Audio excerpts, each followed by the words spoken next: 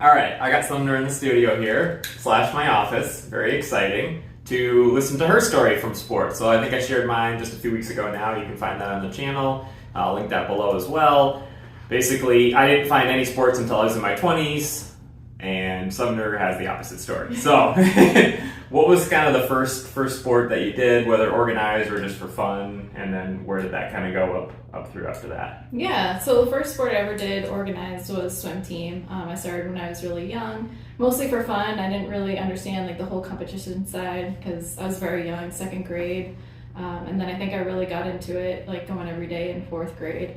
So definitely really young, but being on a team and having fun with your friends, it was really cool. And then in middle school, I started playing soccer, which I was okay at, but there was also field hockey, which was my thing. I loved field hockey. It kind of drove everything and really got me into running because I wanted to stay in shape for field hockey. Right, so right. obviously you have to run to stay in shape for field hockey. And I was really lucky. We actually moved right around the time where I was really like starting to excel in field hockey. And we moved right near all these trails. So I thought, oh my gosh, trails are so fun. It's Massachusetts, it's New England, there's roots everywhere, so you're doing like the high knees and all the drills. Yeah. So just really getting in shape for field hockey, and that's how I started running. Cool. And then field hockey was the main sport all the way up through high school. What was the kind of development there? That was...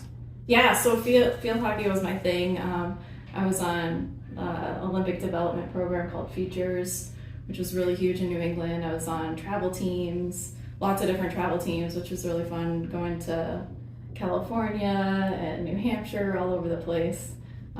So really fun, and I always wanted to play Division I field hockey, so I did that, and that got me further into running.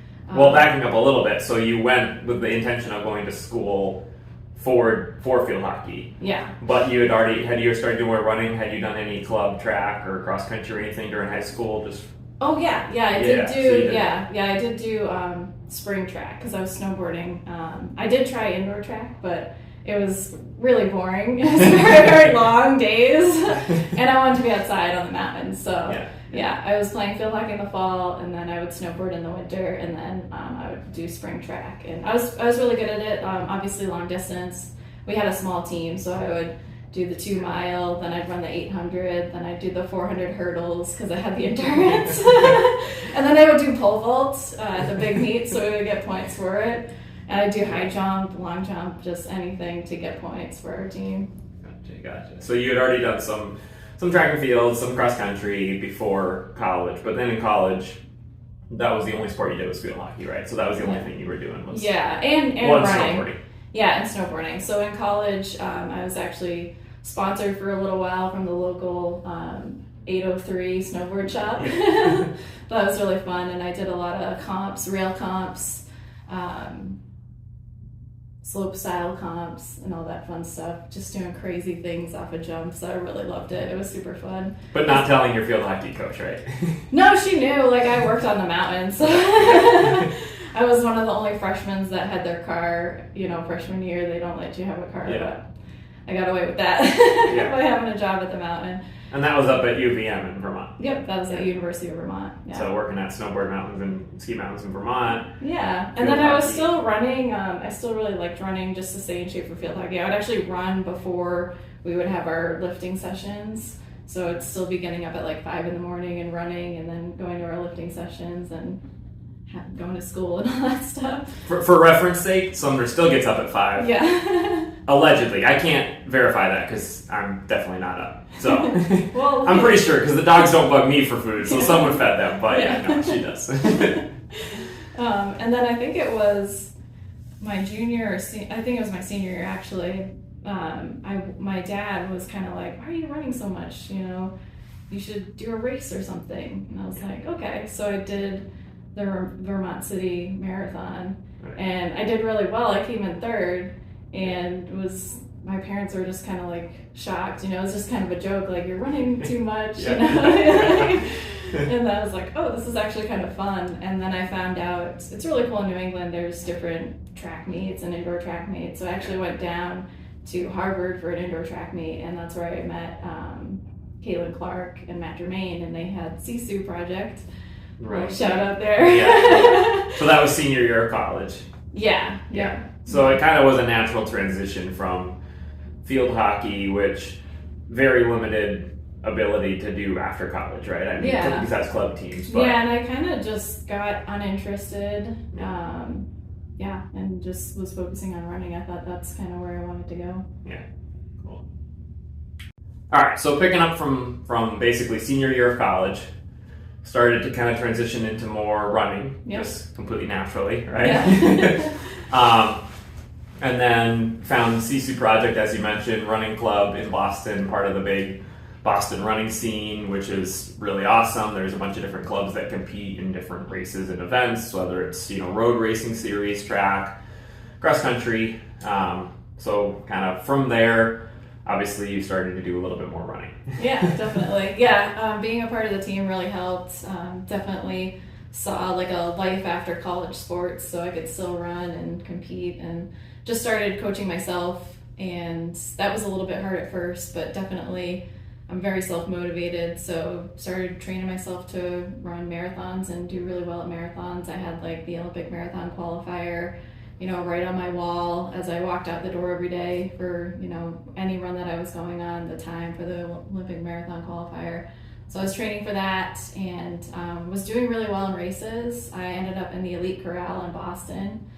And that was an awesome year. As you know, with Boston, it's kind of expect everything and, expect anything and prepare for everything. Yeah. So it was definitely a cold year. And I had gone to like the Salvation Army and to get like throwaway stuff. And I remember the guard, because they have like guards, and the guards were like, no, you can't. And I'm like, oh no. You're not elite enough. You don't have the. I'm not like, I don't have the elite appearance. But yeah, I did really well. It was so fun. Had a great time, and ended up getting a coach after that. So I was working with him to get the Olympic marathon qualifier time. Yeah. So Chicago was going to be my race. That's where I was born. So I was really excited. My uncle was living out there at the time, so I got to visit him when I was out there. But ended up being a major hot year for Chicago, which is kind of rare.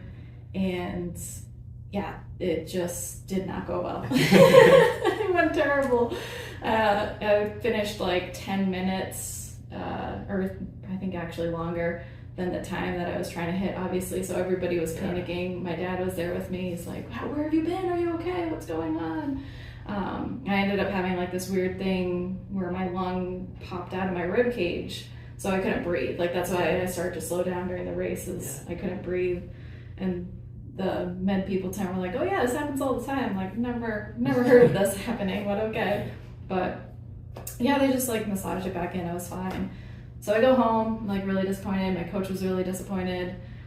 And just kind of going out for one of those like normal Monday runs after a big race. A couple weeks after? No, it was a day after. So this is like the day after coming home from Chicago? Yeah, it was the day after coming home from Chicago, and just going for that shakeout run after being on the plane and traveling.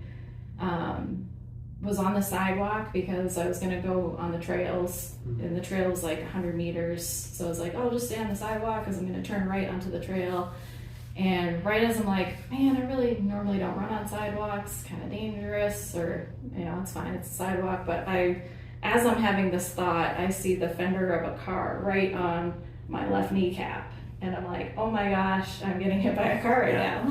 So totally blackout after that. I remember like being up on the hood, but I don't remember anything after that. But, obviously when you hit someone with your car, your instinct is to slam on the brakes. So that's what the person that hit me did. And I just kind of went flying forward very fast.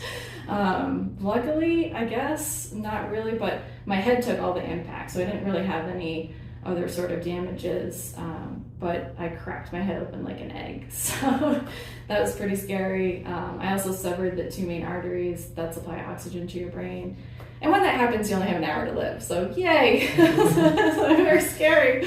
Luckily in Massachusetts there's this awesome thing that people do every year is repave their driveways. Yeah, that's pretty common. And they get the shamrocks on them, so it's really cool. So there was a group of guys working, paving the driveway. They had to grab me because I was still conscious. I was trying to like finish my run. And yeah, blood was good. They were horrified. But yeah, they ended up grabbing me.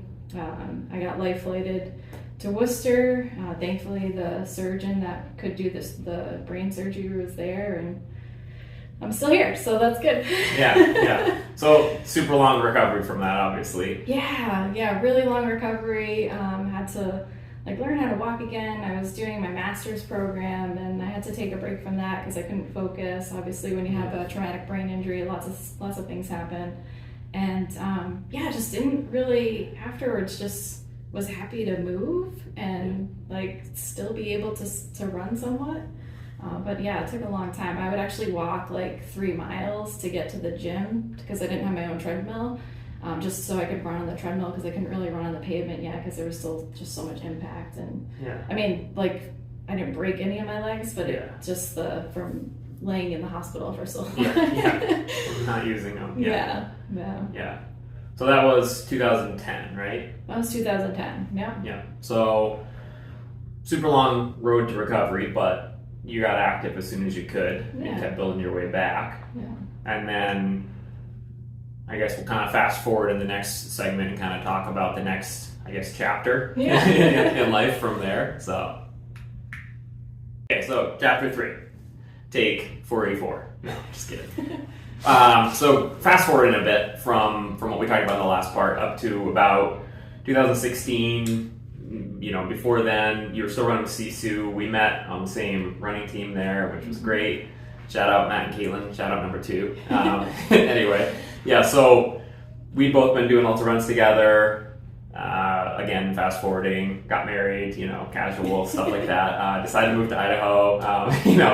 Mainly we wanted to be closer to mountains for snowboarding, skiing, all the other good stuff, but also trail running. Yeah, like Sumner said before, you'd already been doing, trails. You'd been doing that since you were basically a kid, just for fun, easy runs.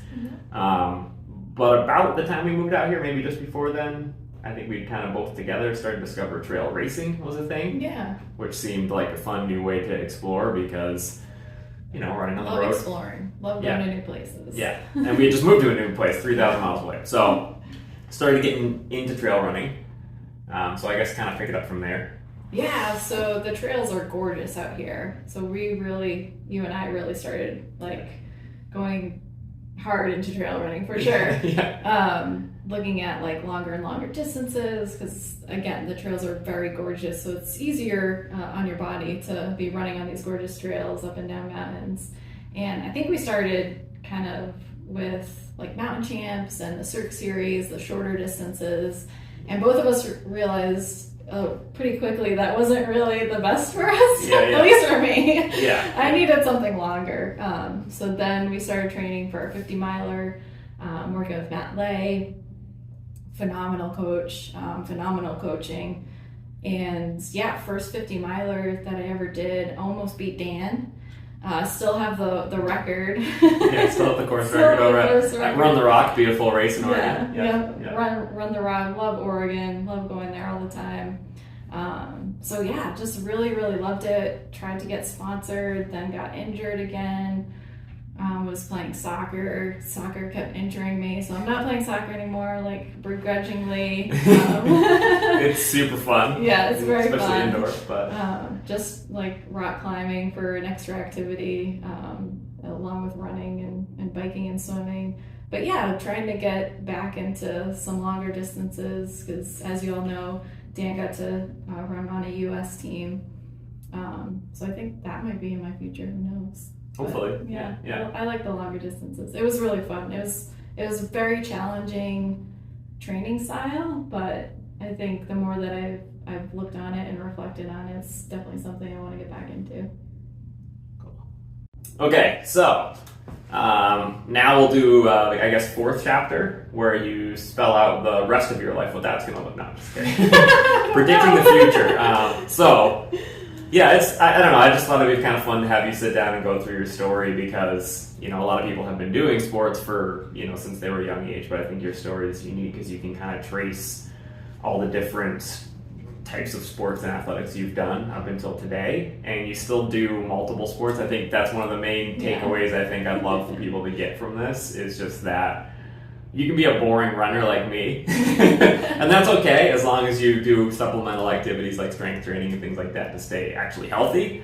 But I think the Sumner story is maybe more relatable, or maybe just relatable for different people, but which is the multi-sport at all times. I don't know. What's your philosophy that you would say on like?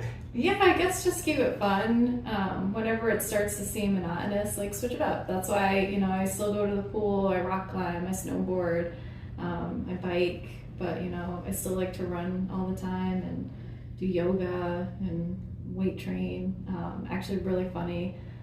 I used to build weight training programs for like my middle school friends. Like the first Excel experience ever. Yeah. Was building weight training programs for my friends in middle school. Oh, we didn't even mention the original workout routine you did at what age?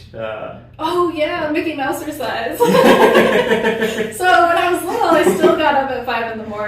Because this was before the cartoons came on, so it was early. They had Mickey Mouse exercise on, and I would grab my towel, do all the exercises before anybody else was awake. Yeah. So yeah. So she comes by it honestly, the getting up early and the exercising, yeah. That was pretty cool. Well, I think that's about it. If you're still here with us, kudos to you, I guess. But feel free to leave a comment, ask any questions. I'm sure Sumner would be happy to answer it. Ask her for a weight training plan or a running plan or something. I'm sure she'd be willing to help out. So absolutely. Yeah, awesome. Well, thanks for taking the time, Sumner. I will let you get back to your dogs and cats. Later.